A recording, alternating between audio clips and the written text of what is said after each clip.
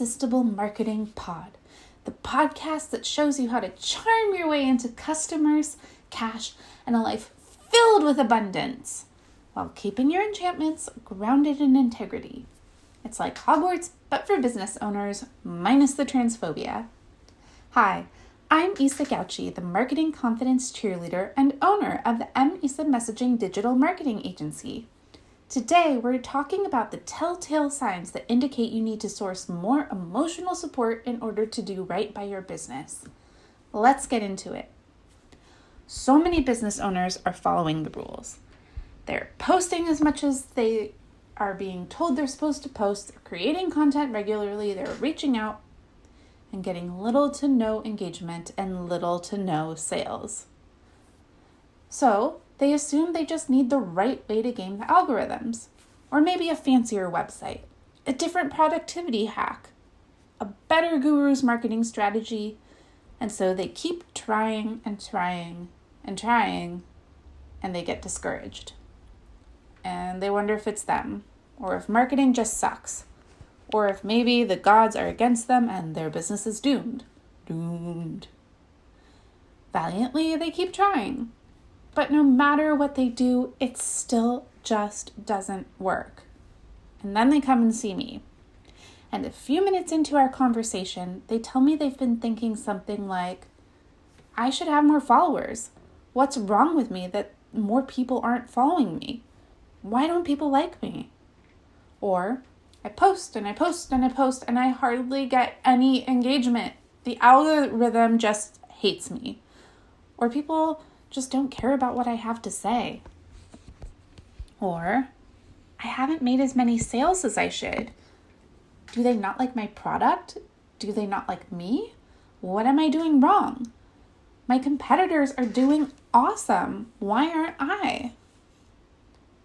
If I explicitly make offers on my social media, I'm 100% sure people will think I'm too pushy and salesy and I'll lose connections and people will be mean to me. And here's a big one. I'm terrified of what will happen if I don't make any money on this launch. And then the deepest one of all, I really, really, really want my business to work. But what if it doesn't? What if I risked everything for this business and it won't work out? I don't think I can handle failure. When these telltale statements pop up in our conversation, I can tell immediately that it's not that they don't have the right marketing strategy. It's not that they're not doing the right marketing tactics. It's not that their website isn't fancy enough or they don't have an attractive enough Instagram aesthetic. The reason their marketing isn't irresistibly attracting aligned clients to them in droves is because of their emotional state when they're trying to market. So let's talk about the emotions that do and don't lead to irresistible marketing. It's nearly impossible to create irresistible marketing from an anxious, frightened, insecure, or doubtful headspace. From that headspace, your creativity is just not going to flow. So anything you create from there, you have to force yourself into creating. And forcing yourself to do stuff doesn't exactly cheer you up. So the marketing you force yourself to create carries an air of resistance, desperation, or defensiveness, or like a subtle gloomy gray cloud. And the messaging tends to be asking for something that you lack, often money, rather than offering something from your overflow. You treat buying from you as an inconvenience, a favor you're asking customers to do for you, or even a charity, rather than an empowered exchange of valuable goods. Exchange, not a thing people have to do for you. And if you keep having to force yourself to market, burnout will be a constant, uninvited guest. Marketing that comes from this place telegraphs discomfort and disconnection and is unlikely to get you the results that you want. But on the other hand, irresistible marketing comes from a place of exuberant invitation, bubbling over with love for the offer that you know is going to bring hope to whoever encounters it and heal, exhilarate, and dazzle whoever is wise enough to buy it. Irresistible marketing is juicy because it comes from a place of abundance. To aligned customers, encountering irresistible marketing is like an invitation to the best party of the year, one they'd be super bummed to miss out on. Irresistible marketing is like getting asked out by their crush. It's like getting accepted to their dream school. It's like being told by a trusted authority not to worry, it's perfectly normal, and there is a cure. It's like trying on a dress that makes them look incredible and instantly feel like 10 times hotter and more confident. Irresistible marketing feels like their dreams are within their reach. Their hurts can be healed. It's not too late for them. Everything that they thought was wrong with them actually isn't wrong at all.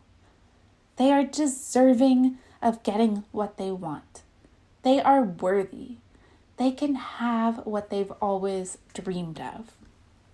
Irresistible marketing gives from a place of overflow. It does not ask from a place of lack. So, how do you emotionally prepare to create irresistible marketing? It would be real nice if we could just flip a switch in our brains and instantly shed fear and shame and step into the joyful abundance that allows us to create irresistible marketing. But alas, alack, it's not that simple, because a lot of our fears and anxieties that get triggered when it's time to market our business, a lot of those fears and anxieties come from deep wounds that imprinted us early in our histories. Healing these wounds requires changing our habitual thoughts, the ways we are used to thinking about ourselves and the world. In other words, it takes reprogramming the default of our brains. Truly opening a business necessitates a lot of shadow work. Stepping into abundance requires giving ourselves new thoughts to think over and over and over again until we believe them. Thoughts that fill us with confidence, security, inner safety, and trust. And if we're not used to thinking about ourselves and the world like this, we need this hopeful messaging reinforced for us over and over and over again until we know how to tell it to ourselves in a way that we can listen. You can get that hopeful messaging from podcasts like this one, from books, from teachers, but honestly, it's so much harder if the only person who really knows you and is affirming you, the only person who is encouraging you, the only person telling you that the risk of entrepreneurship is worth it, that even though it hasn't paid off yet, it will, that your success is inevitable. It's so much harder if the only person saying that to you is, well, you. You need cheerleaders. When you get stuck in the wobbles and trapped in a doubt spiral, do you have someone who can consistently remind you that you can do this, that you're worthy and lovable and your contributions are valid and needed? When you're feeling discouraged, do you have someone who can remind you of the success you've already had and point out the progress that you may not have even noticed that you've made? Do you have someone who will let you cry and feel afraid without trying to fix it by telling you to just take the safe path and follow the rules that never worked for you in the first place? Do you have someone to give you permission to do it your way and to remind you that you don't need anyone else's permission to do you anyway? Do you have someone who will amp you up about being your full, authentic self in your business and will never advise you to hide controversial parts of your identity in the name of professionalism? I really, truly hope you have that person, or preferably several of them, because everyone deserves those cheerleaders and everyone needs those cheerleaders. Because taking on the vastness of uncertainty that entrepreneurship confronts you with is so much more bearable when you have a cheerleader or two that you know will be in your corner cheering you on. But, major caveat, don't expect cheerleading from someone who didn't consent to being a cheerleader. That is emotional labor, y'all. It's emotional labor. You do deserve cheerleading, but not just from anyone. Not even the people closest to you. Why? Because not everyone knows how to be a cheerleader. Not everyone wants to be a cheerleader. Not everyone has the spoons to be emotionally available in that way. Some may be triggered by the boldness of you going after what you want when they never dared to do that for themselves. Some may be triggered by you breaking rules they never realized that they themselves weren't shackled to, and they've been miserably following all this time. So it's threatening when you break those rules and show them that they had another choice all along. Some people may be afraid for you because life didn't lead them to trust that sometimes financial or professional risks are worth it. Some may have a lot going on in their own lives and are not able to give you emotional support without draining themselves. So, be wise about who you turn to for emotional support through your entrepreneurship journey. Because a whole lot of people aren't going to get it. And a whole lot of people won't have the capacity to help you shoulder the strong emotions that will inevitably be stirred up. That does not mean you should try to go it alone.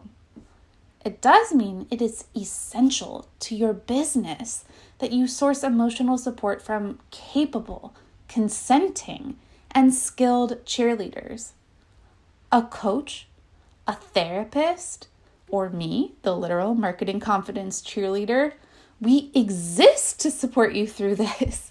We'd be happy to, not burdened. We exist to help you through this.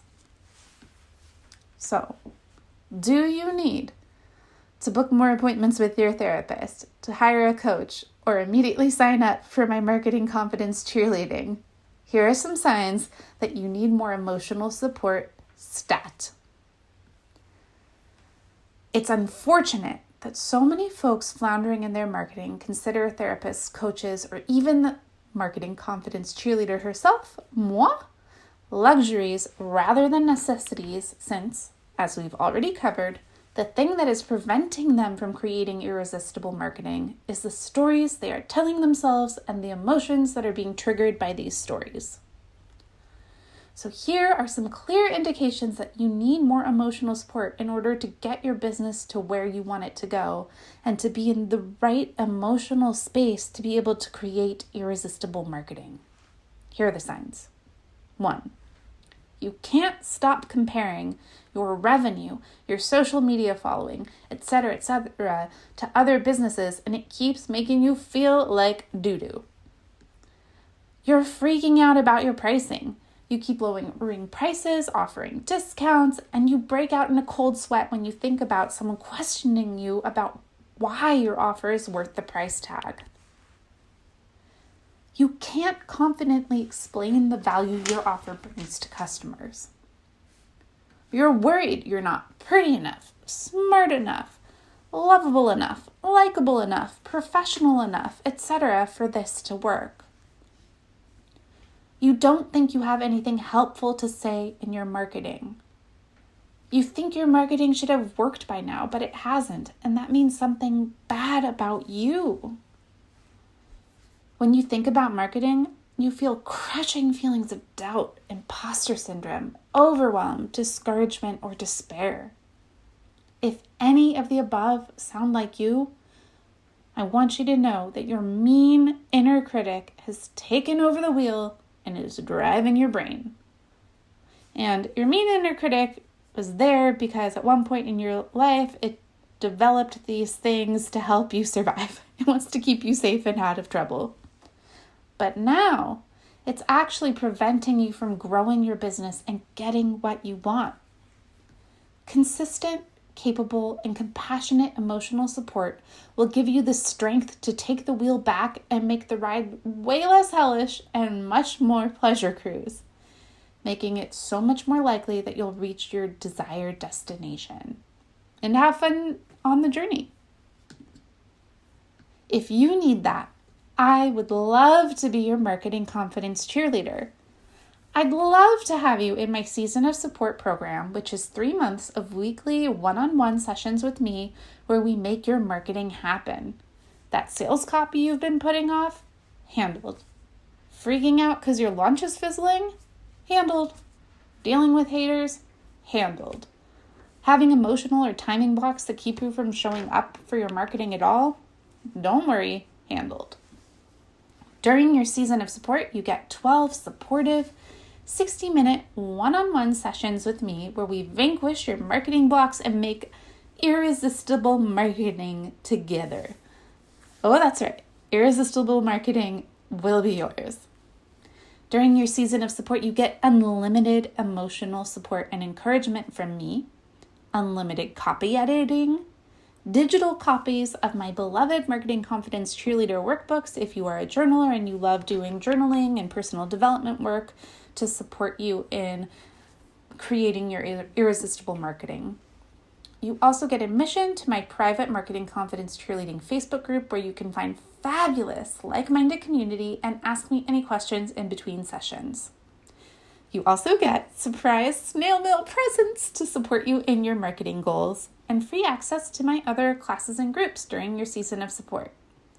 So if you'd like to sign up for that program, do it soon. Hop on over to the messaging.com website. That's messaging.com website and click on Season of Support and you can apply to join my program.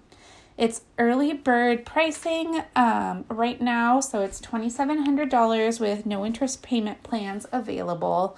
But sign up quickly because I only have a few spots available, and early bird pricing ends and goes up on November 19th. So sign up soon. I'd love to have you in that program. Can't wait to meet you. Anyway, back to our Irresistible Marketing Pod episode. So each episode, I'm going to offer you a real world example of irresistible marketing that maybe we love or maybe we hate, and we're going to talk all about it because it's fun and it's also helpful to discuss why marketing was so successful and whether it was used for good or for evil. Because marketing is magic, it really is. All right. So, the year 2017, the obsession, fidget spinners. You know those little colorful spinny things that spin and help you focus and stop fidgeting? Maybe? Well, for a while there, everyone had them. The office manager got them for our entire firm at a past job. And I mainly used my hot pink spinner to entertain my cat because she really liked to slap it. Anywho, let's talk the marketing lessons we can learn from the fidget spinner fad. So, this really is a story about marketing because the thing is, fidget spinners blew up around 2017, but they had actually been invented a lot earlier. Decades before that, in the 90s, by a woman called Catherine Hettinger. I'm really sorry to all of people's names I'm going to say in this article because I will probably mispronounce them. Anyway, Catherine Hettinger wanted to make a toy that would distract and soothe kids. So she sold them at fairs and hoped to get a major toy manufacturer to pick them up. Toy conglomerate Hasbro rejected the fidget spinner, and eventually Hettinger allowed her patent to lapse in 2005 because she didn't have enough money for the renewal fee.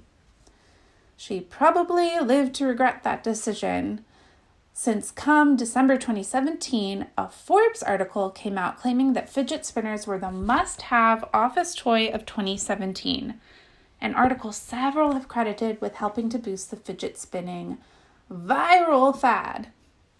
James Lofke, the author of the Forbes article, said most of the folks he had tested out the spinners were initially incredulous about these weird little spinny hunks of metal, but once they tried them, they didn't want to stop fidget spinning. Referring to fidget toys as an innocuous outlet for your nervous or bored energy, Lofke wrote, "Some of us played with the spinners instead of bit our nails and cuticles. I went from short nails and raw skin to being able to squeeze a lemon into a glass of water with no problem. Some found we were more present in our daily lives, fidgeting with the spinner on the subway and paying attention to our surroundings rather than burying our faces in our phones. A few of us noticed we got up from our desks less, dumping energy into fidgeting with the spinner rather than taking mindless trips to the pantry. Our engagement level with the spinners varied from tester to tester, but we all preferred having them around and found ourselves reaching for it when we were doing things that didn't require both hands, from editing an article to simply waiting for the elevator."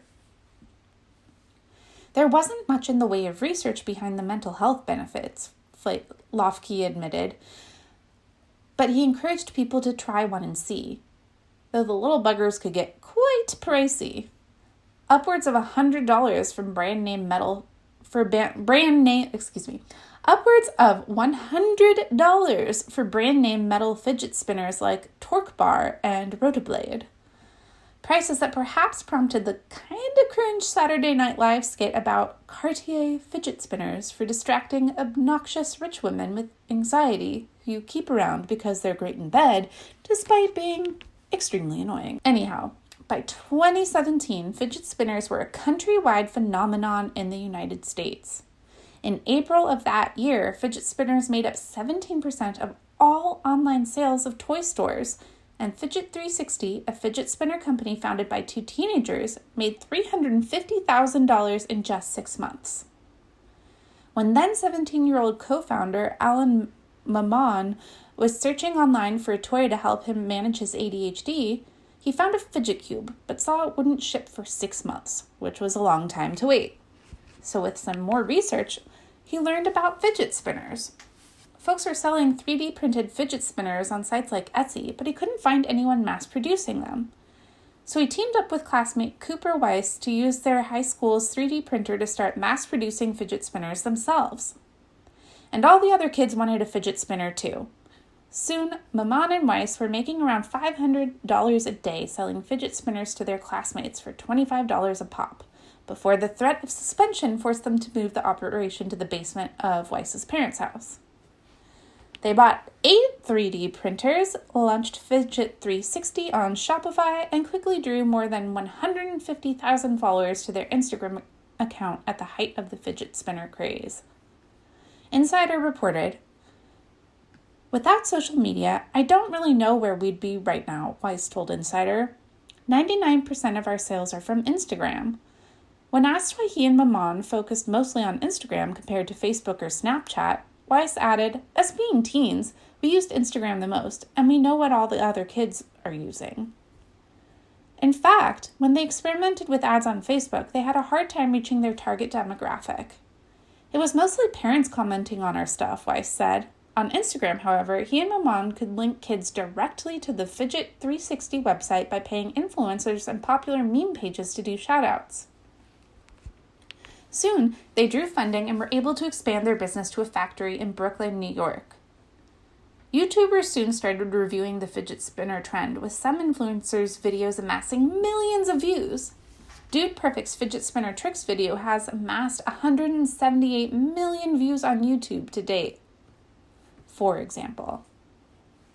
But seemingly just as quickly as they became ubiquitous, fidget spinners faded away. When it was super easy and cheap for anyone and everyone to have fidget spinners, they lost their sparkle.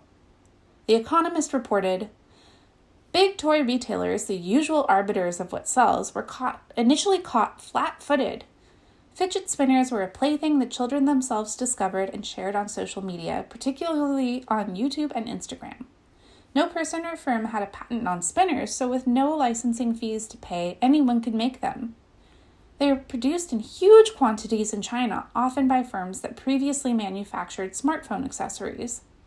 Others were made using 3D printing that has been a boon for small shops, which have been able to stock these unbranded goods from wherever they can find them. By May 2017, publications like Vice were critiquing manufacturers for claiming fidget spinners had major mental health benefits for people with autism, ADHD, and anxiety, but without the research to back it up. By June 2017, many schools across the US and Europe were banning fidget spinners for being distracting and dangerous when spinning tricks went awry. Even the Fidget 360 founders knew it was a fad. Maman told Mike in May 2017, "I definitely don't think the fidget spinner will last into the new school year in September," he said. "There's a possibility it will spark back up at the end of the summer when the kids head back to school, but right now I think it's entered its peak and is only gonna go down." Now, I honestly can't remember the last time I saw anyone with a fidget spinner. Can you? So, interesting little tale of a viral marketing fad. Here are a few takeaways that I had from it. Number 1, products aren't inherently valuable or not valuable. People bestow the value on products. Individuals decide stuff is valuable to them, and when enough individuals believe in that value, culture adopts the trend. Or we all collectively lose interest. Number 2, good marketing can make anything sell. A charming origin story with unlikely heroes certainly doesn't hurt. Who doesn't want 2 high school entrepreneurs to win? A mental health benefit angle also doesn't hurt unless your claims are overblown, because claims without proof make your offer less credible. Number 3 takeaway. Bandwagons are powerful for creating viral moments. This was truly all the cool kids are doing it moment. Number 4 takeaway. But for it to be more than a moment, it needs a story beyond being trendy, and it needs to be unique enough or patented enough not to be easily copied. If you enjoyed this episode and would like to keep them coming, please consider leaving a 5-star review on Apple Podcasts to help others find the show. Keep up with all things Irresistible Marketing by following at MISAMESSAGING at MISAMessaging on Instagram and signing up for our newsletter at misamessaging.com. Also, I would love to invite you to join my free online workshop coming up on November 15th called Why Nothing You've Tried for Marketing Has Worked and What to Do Instead.